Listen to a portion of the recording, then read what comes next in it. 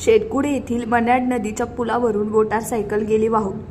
पाण्यातून गाडी काढण्याचा प्रयत्न आला अंगलट। सावधगिरी बाळगण्याची आवश्यकता। मद्यपिणे करू नये साहस, अन्यथा जीवाला होईल धोका।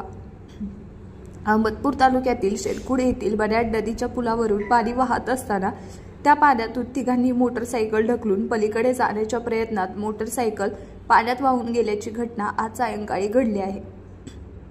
मागच्या काही दिवसांपासून झालेल्या जोरदार पावसामुळे मन्याड नदी दुथडी भरून वाहत असून मन्याड नदीच्या पुलावरून पाणी जात असल्याने हा मार्ग रहदारीसाठी बंद झालेला आहे। असे असताना सुद्धा काही नागरिक नदीच्या पाण्यातून जाण्याचा प्रयत्न करत आहेत।